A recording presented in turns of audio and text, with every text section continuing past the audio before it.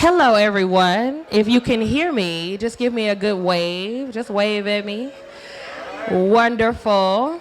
You might have noticed that I am not Sheryl Lee Ralph. I am Dr. Angelica Jeter, board member of the DIVA Foundation, and I am so excited to be here. I'm going to ask our panelists to come on up as we start our conversation. Give them a round of applause. Thank you. Tonight,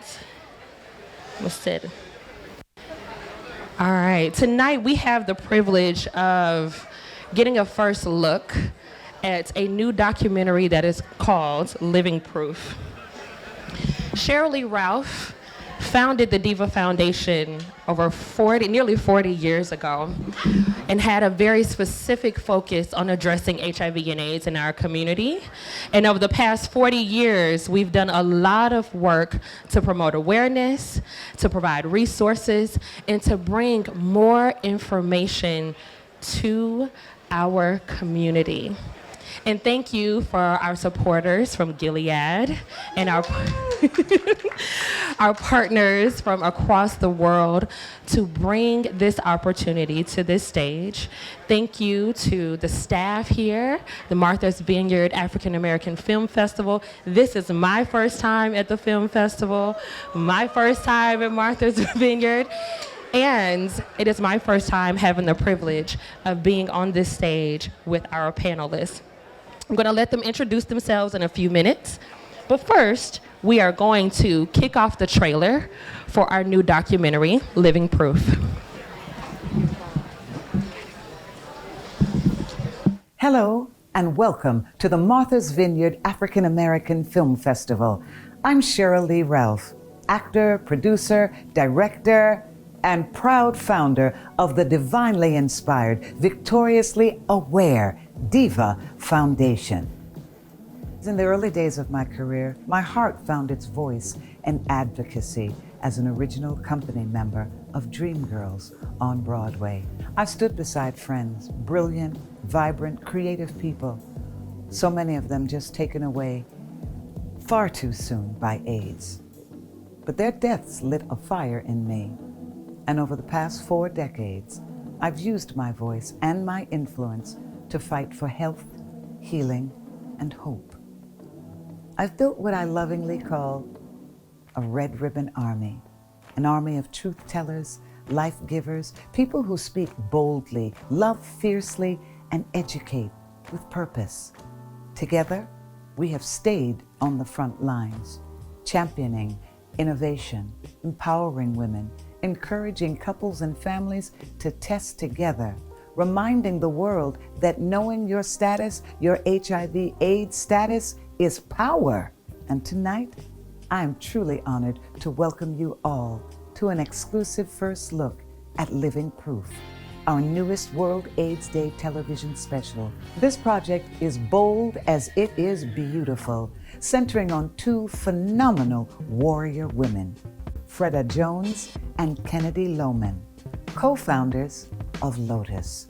Now these sisters, they are changing lives, yes they are, and transforming how Black women live and thrive with HIV.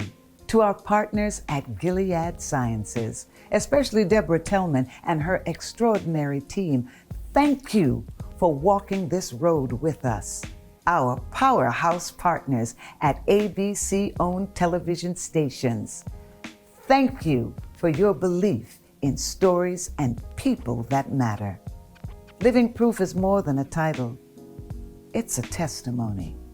And these women, they are living fully, fiercely, and joyfully in the present, in the moment. And tonight, you'll see just how extraordinary that is. So let's take a look. The lady came in, she said, well, Ms. Jones, everything is negative except HIV. Now what you gonna do? You're gonna advocate for others. You're gonna be that support to others. That's what you're gonna do. By the time I got to her, it was too late. I was working at a hospital. I started giving blood, and a few weeks later, I got a call from American Red Cross. I have a young lady in here that's having a hard day. I thought that I'm gonna die at 29. I know I can't save the world. I can just provide them with the resources so they can save themselves. Hearing the elders tell their stories gave me the strength and passion to say that I'm gonna make it.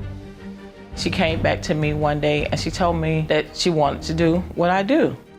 If I have to be public and use my story to tell and help someone else, then I will. Sometimes it was still hard, and I felt like I'm not gonna get through this. She said, I'm sorry you can't be in here. You don't get your care here. Create your own. So that's why I ended up creating Lotus. Now we have over 300 ladies. In Atlanta, we have very strong community leaders. Everybody should know their HIV status. Everyone. Sister Love. The DIVA Foundation. Tammy McKinney, Penny DeNoble, Miss Phyllis. Those ladies was there for me when I got in the community. All the work that we have done is being dismantled. The HIV intervention fundings has disappeared. They're telling people to stock up on their medication. I can't stock up on the injection. If they can't get to the doctor to get that injectable, what happens? And they've taken funding away from housing, education, medication. Those numbers are going to continue going up. It's painful. It is horrifying. These are not just dollars they're dealing with. These are people. It is really a matter of life and death for Black women. We have to get out and educate ourselves. Where we're headed is taking care of each other the same way so many of us had to when nobody had anything. She's like one of my kids. This diagnosis didn't stop me. This is just the beginning. So thank you. We are running for public office. We are marrying. We are having children. We are running organizations. Every day is an adventure. My name is Freda Jones. I have been living with HIV for 22 years. 39 years. 9 years. 1996. 1987. We are living proof that life continues on after our diagnosis. Living Proof premieres World AIDS Day, December 1st, 2025. Watch it, share it, then watch it again, because these stories need to be seen and they deserve to be heard. To learn more about the DIVA Foundation, our mission, our work, and how you can help us continue raising awareness, visit www.diva.foundation. Now, don't go anywhere, because this conversation is just getting started. Please welcome our panel. Freda Jones, HIV advocate, long-term survivor, executive director and co-founder of Lotus. Dr. Angelica Jeter, health equity leader, innovator, and board member of the DIVA Foundation. Deborah Wafer, executive director, U.S. Virology Public Affairs at Gilead Sciences. Let's talk. Let's listen. Let's lift each other up, because these stories, their stories, can change the world. Can we give Ms. Sheryl Lee Ralph a round of applause? And also, can you give our panelists a round of applause? There's no better introduction than hearing from Ms. Sheryl Lee Ralph herself. Black women have always been the backbone of our nation, this country, and our focus on health and health equity, the work around HIV and AIDS prevention, treatment, and care. There are Black women in this room who have been doing the work for decades, and we've always been passionate about finding ways to cultivate resources for people who look like us and those who are a part of our community. And so for tonight, I am so excited about the conversation that we are about to have. We hope that it's a candid conversation, that we can ask our questions openly. We hope that it is a safe space for you all to ask us questions as we dive into some of the key discussions and topics, and we talk about living proof. And with that being said, I am going to turn it over to our panelists, and I'm just going to kind of ground us a little bit. We are at Martha's Vineyard. We are at the Martha's Vineyard African American Film Festival. Can we give them a round of applause? and understanding the opportunity that we have to have this conversation and talk about this documentary, to talk about living proof, when we talk about the DIVA Foundation and the work of Gilead Sciences and health advocacy groups like Lotus. What is one word that you would use to describe how you're feeling right now? And Freda, I'll start with you, and then we'll come to Deborah.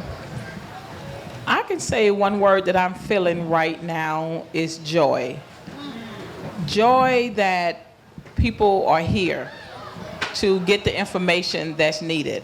This room could have easily been empty once they seen the word HIV and AIDS. They could like, oh, I don't want to go in there. It doesn't apply to me. So I feel joy that this room is crowded. Looking good. Y'all look good out there. Give yourselves a round of applause. So Deborah, what's one word you would describe how you feel right now? I feel overwhelmed, I think. I'm like, how do we keep these people in this room and have this conversation? That's what I want to do. I was like, I got work to do in this next hour that we have together. We do. Half the battle is here. They are here. Yes. They are here. So let's get started. Freda, you and Kennedy are the heart of Living Proof. We have the opportunity to share pieces of your story because we know that, this hour-long segment does not cover the fullness of your lived experience. So what drove you to create Lotus, and what made you say yes to this opportunity? What drove me to create Lotus was when I found out my diagnosis in June 2002, I didn't see women that looked like me. What I mean by that, I didn't see black women, professional, owning a hair salon, 3 ice cream carts and a candy shop. I didn't see that. And I used to sit downtown in Atlanta, Georgia by the Federal Building because that's where my hair salon was located. And I would sit there and I'd say, wow, I know I'm not the only woman out here that's living with HIV. One day I'm gonna reach those ladies, one day. So what drove me to Lotus is I needed a support group one day because I believe in support group. When I found out my diagnosis June 2002, I was already volunteering October 2002. So I knew I wanted to make a difference. But the day when I went to a support group and the lady asked me, she said, where do you get your care? And when I told her, she said, oh, you can't be in here because you don't get your care. And me being who I am, I said, oh, you can't tell me what I can and cannot do. So guess what? I create my own. So that's, as years came on, I ended up being a co-founder of Lotus. And with Lotus right now, we have over 350 ladies all diagnosed with HIV. So my support group is, and it's a private support group. And I'm thankful for that. So I created my own. When you tell me no, you can tell me no all you want to, but I'm gonna make that a yes. So creating Lotus is my yes. I love that. I think at the end of the day, when we think about the work that we're doing, we always have to remember our why and why we say yes to doing this work. And with that being said, we understand the political climate that we are in. I know you took a deep breath, I know. We have to take a deep breath sometimes when we think about what's happening around us and to us, and the hope is that it's actually going to be for our good, right? And what I love about being a part of this documentary was that I served as the health expert in sharing my experience as the Chief Health Officer of Atlanta. I've been doing health equity research for over 20 years. And one key highlight that we talk about are the systemic barriers that Black women, Black people in general face as it relates to access to care and HIV services and resources. So, Freda, can you break that down for us? What are Black and brown people experiencing as it relates to barriers to healthcare and accessing what they need for treatment and prevention? What some of the barriers, I can say the main barriers, it starts with self. What I'm seeing from my peers is the shame, the secrecy, and the guilt of being diagnosed with HIV. With that, that's stopping them. It's not the virus that's killing our friends and our family members. It's the shame, the secrecy, and the guilt.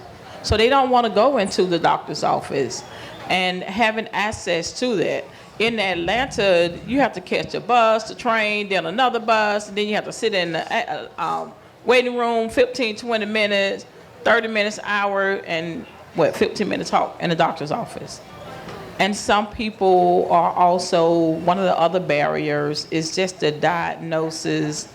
I don't want my friends to know. I don't want my family to know. I can't tell my friends. I can't tell my family. And some people, one of the other things that they don't know that medication is very affordable now. We have pharmaceutical companies out here with copay assistant card, but our people are not going into the doctor's office so that way they can find that. So we still have a lot of work to do to let our people know, because we still thinking like back in the days, oh, the medication, it costs so much money. I can't afford it. I can't afford the PrEP medication. So we have work to do to let the community know that it's treatable, it's manageable. You can live, you can thrive, and you can survive, but you have to get the information. Yeah. And I'm glad you brought that up, because that is the perfect segue to bring in Deborah into this conversation. So, Deborah, from Gilead's perspective, tell us more about how your organization is ensuring that the people who need it most know what's out there, and sharing the resources and education about what you have available through Gilead Sciences. Well, first let me just say, just to echo what Freda said over here, it's that, you know, shame and stigma is what keeps people from going to get the care. And a lot of that, you know, happens in our community. And I just want to say, as a nurse practitioner and a PA taking care of people for over 25 years with HIV, working at a white institution, and being the only black person there, I know what it was like for people when I walked through the waiting room, and they would look and see, does she work here? You know, and how do I get to see her?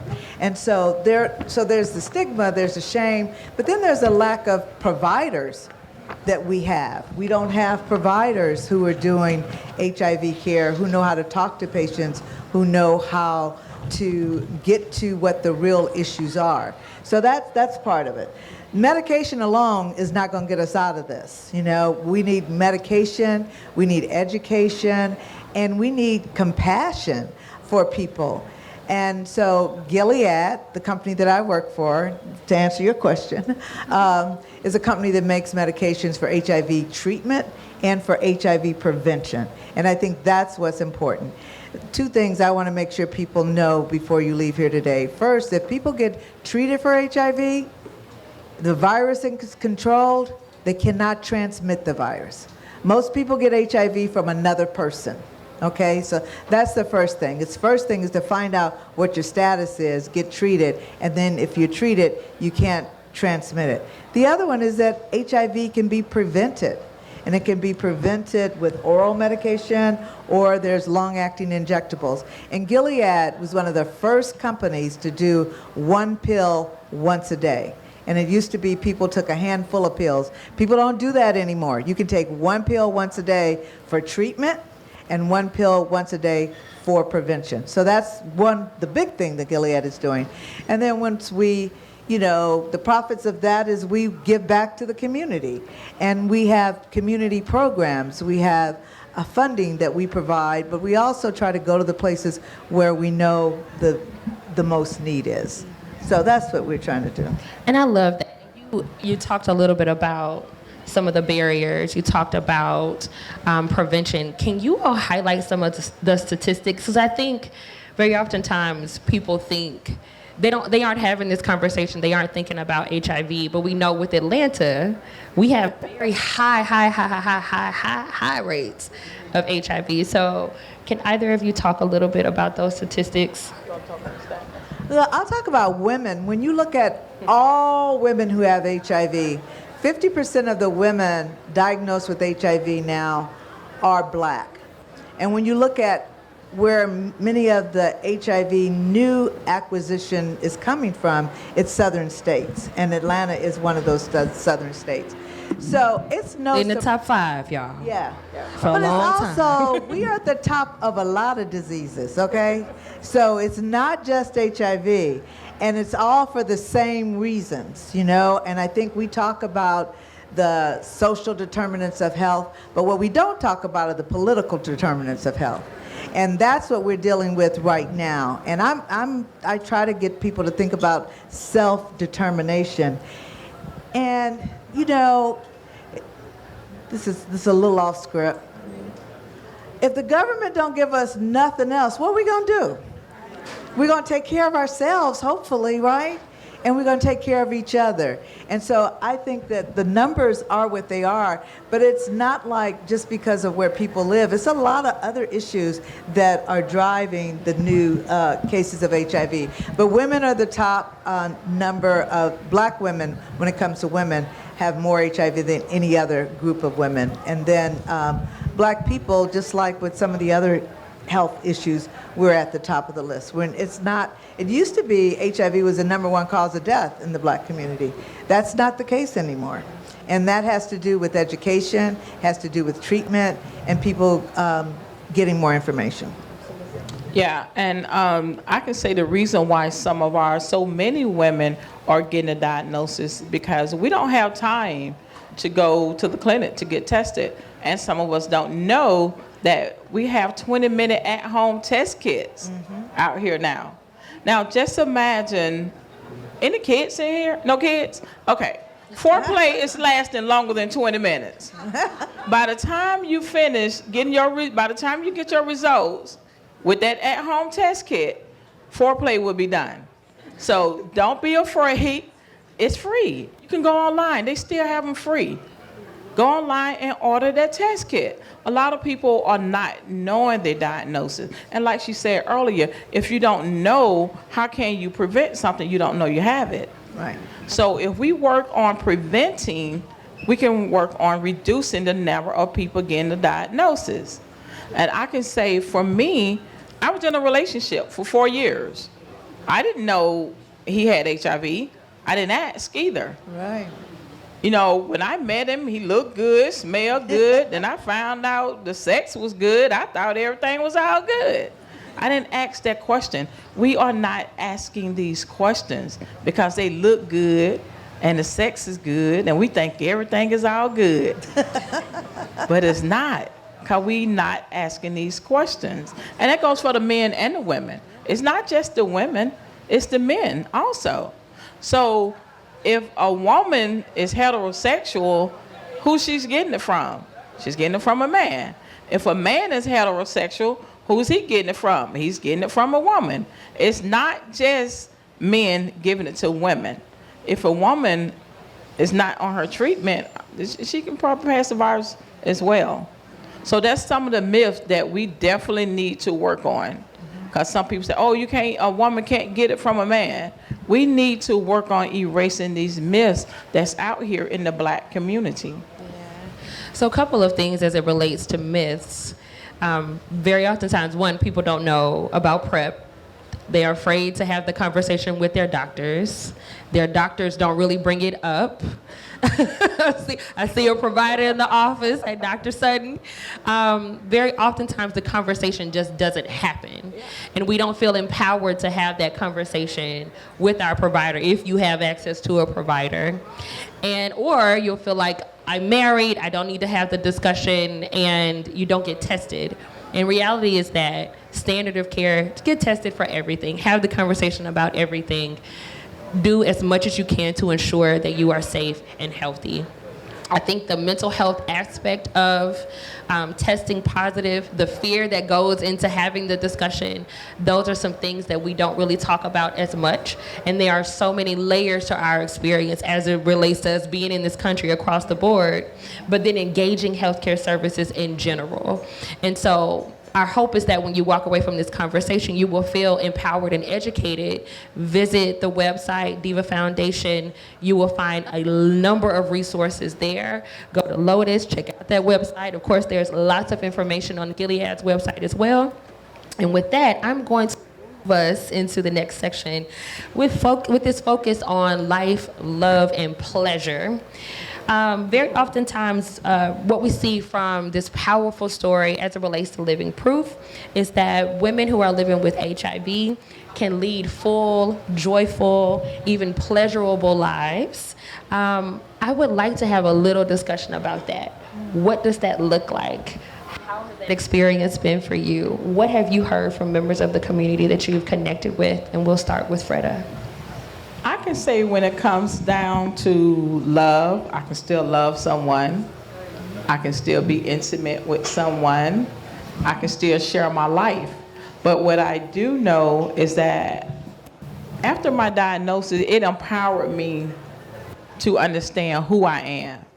Always been this go-getter, strong woman, but I didn't know who I was until after my diagnosis. And I already had 4 kids. So some people may say it's a bad thing, but it took HIV for me to grow up and be a grown-ass woman. So after 4 kids and 32, a hair salon, 3 ice cream carts, and a candy shop, I still wasn't grown until I found out my diagnosis. I said, ooh, baby, if you don't grow up now, you ain't gonna never grow up. So these been the best 23 years of my life. Wow. Because I dealt with childhood trauma. I didn't think someone would love me. I've been in some relationships. I'm just like everybody else out here in Atlanta. Ain't nobody got nobody. But everybody is single in Atlanta, so I'm going somewhere else. I might stay here. Okay. But as far as it comes to that, I can be single by choice now because I know who I am now. Back then, I used to just settle. No, I get well. I ain't need to be with Lil Ray. Not Lil Ray. But he was so Why cute. Why is his name Lil Ray? Lil Ray, you know. Lil Ray. But Badass Lil Ray. Look. Everybody know a Lil Ray. Everybody know a Lil Ray. But I still live my life as anyone else. I still smile and wink. You know, I flirt with her. Give me a full beer. I'm flirting with you. Hello. Yeah. A bald head. Yeah. So I still live my life. Nothing off bar with me. And with Deborah, how is Gilead helping to change the narrative of shame to shifting it to empowerment? I think through education.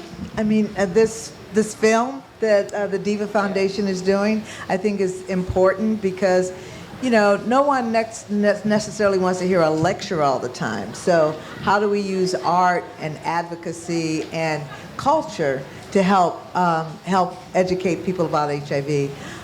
That's one of the things that, you know, we struggle with sometimes is people want to make it very academic.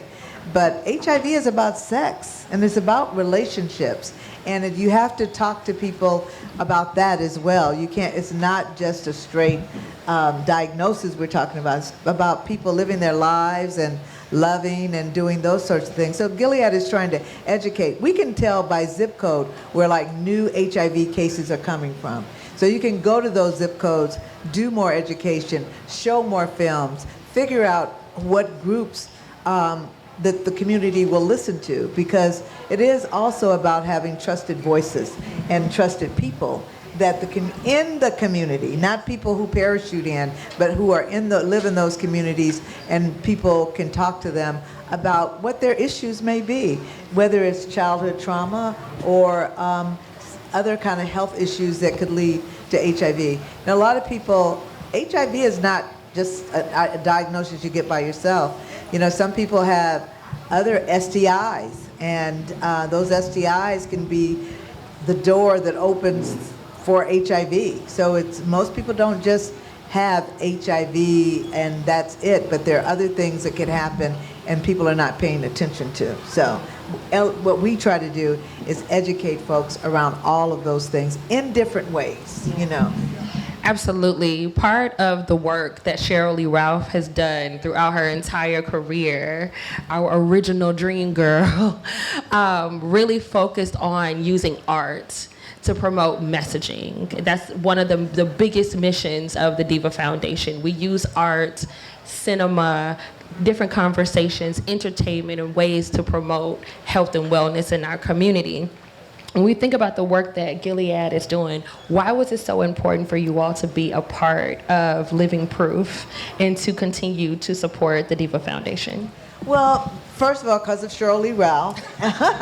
Of course. And she's been a soldier for so long in this fight, and she has been talking about this for, what did she say, 40 years? So, 40 years. And I think sometimes we forget the number of people, and some people in this room are too young to know, but all the artists that we've lost in our community. And art is a big part of what we bring to this culture, quite frankly, What do they call them, culture vultures or something like that. Anyway, but art is a big part of who we are in this country. And I think Sheryl is a part of it. And also, we know that we need to have different ways of talking about this. We have to create different messages, and it's not a scientific message all the time. But we can partner with people and fuse the scientific message into some of the art and the advocacy with trusted voices. So that's why we come to this work. And also because of the people that work at Gilead. We have a lot of good people who do a lot of hard work to make sure that we can get out here and do this work. I love that. I love that. And we love your support, and we appreciate you always being a part of the conversation. Yeah. One of the major experiences that I've had, again, I've been a health equity researcher for 20 years, and my passion is being able to tell the story of my community, but I use data to do it. And so finding new ways to have that conversation, to connect with people. I can talk to anyone, whether it be someone from Gilead or my grandmother. Right. We have to be able to tell the stories in a meaningful way.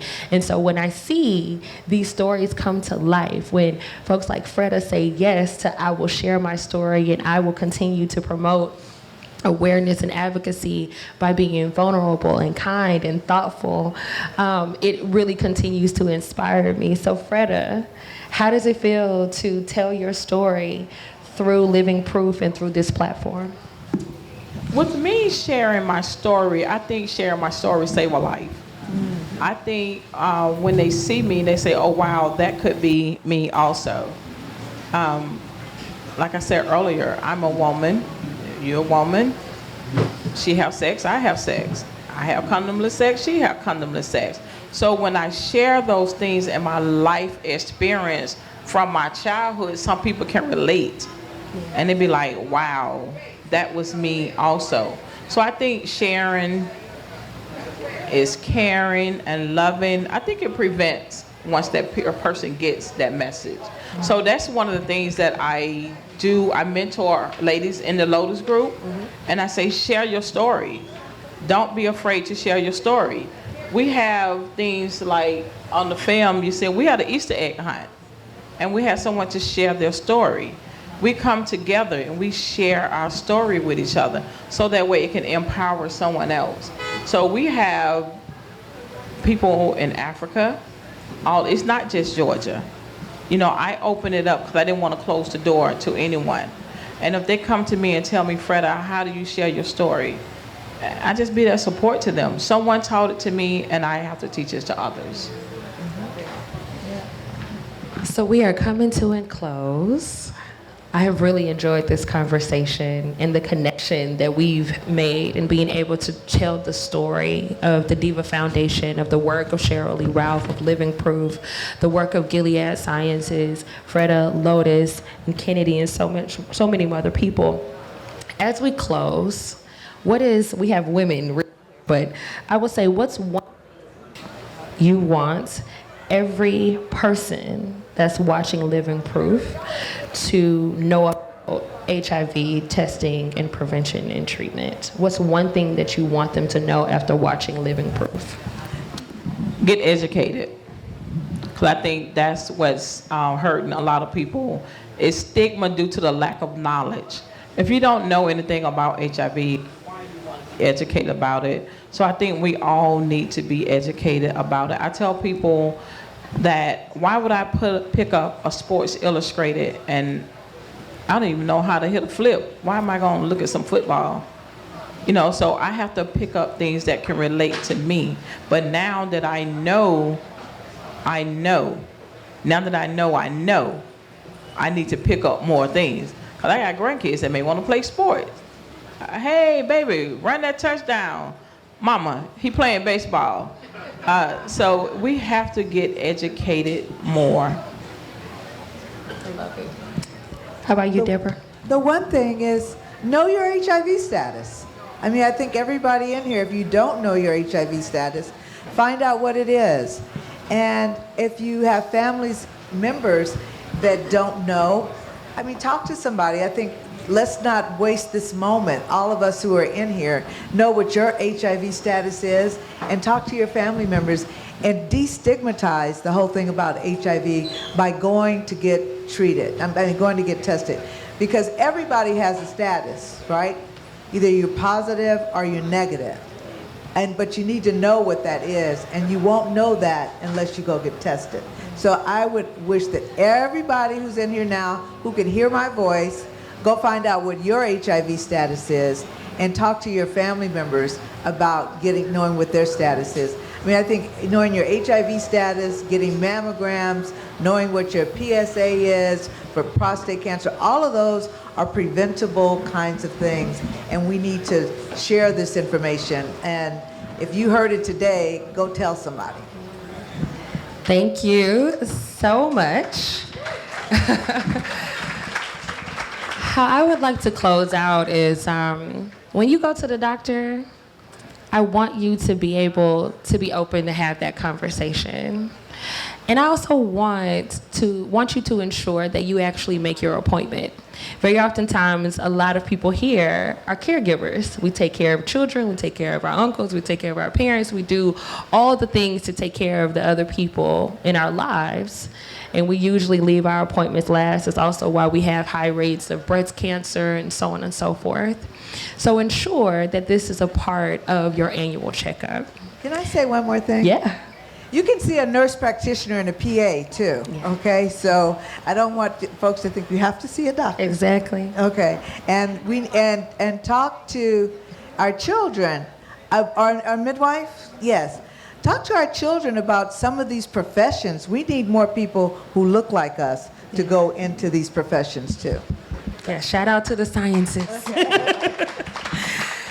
Thank you to the DIVA Foundation, to Sheryl Lee Ralph, to the Martha's Vineyard African American Film Festival for having us. Thank you to Gilead Sciences, to Freda Jones and Lotus. And with that, we will open it up for a very brief Q&A if you have any. I have a quick question. For those of us who might engage with young women, what are some I'm not loud enough? Hello? No, we're recording, so we want to get it. Okay, I'm Devin Gray. I'm just a person who watches films, attending a film festival. And I had a question about folks who engage with young people, like young women. Is there advice that you can provide about how to empower young women to be more, I'm trying to think of the right word, self-determinant when it comes to their health and their HIV status? For me, I can say just keep it real with them. You know, in Atlanta, we can't go into the school system. So what I do is I create it myself. You can't tell me what I can do in a house that I earn. You can feed kids popcorn and hot dogs and tell them what you need them to know in the comfort of your own home. We have to think outside the box from what the system is telling us what we can and cannot do with our kids. And when it comes down to young women, we have to work on, we don't know what's going on with them at home. Some of these young girls are experiencing child molestation at a young age. But we are not talking about it because we are still taught that whatever goes on in our house, stay in our house. So we have to work on self-esteem. I will say self-esteem so that way our girls will know, no, don't touch me. You're not supposed to touch me. No, this is not right. Oh, I'm going to tell. Even if when you build that up in a kid, they're going to come to you. Even though someone tell them no, they're gonna come to you because their self-esteem and that empowerment is in them, because they know that's wrong. You're not supposed to be touching me. From my experience, child molestation, I know I had to be in elementary school. My self-esteem was so low, I just dated someone that wasn't taking sex from me. But no one empowered me to say no. No one empowered me to say, I deserve better than this. Oh, you're gonna use a condom. No one told me about that. So we have to start talking to these kids at a young age, because we don't know what's going on at home. One thing that I would add to that is living by example. Very oftentimes they don't want to have a conversation, but they are watching what you do and what you don't do. And I think that we underestimate the value of showing up and being present and owning where we are as it relates to our health. And when you can live through that and live by that example, it speaks volumes. And I definitely agree with being very candid and being open and honest. I think, especially for this very young generation, they don't feel as empowered in certain ways. Well, it ends up being two different spectrums. They don't feel empowered or they feel overly empowered. Nobody's in the middle. So it's important to help them cultivate where they are so that they can feel empowered and grounded and live by example. I think I saw one more question. Okay. Oh, two more questions right here. Okay.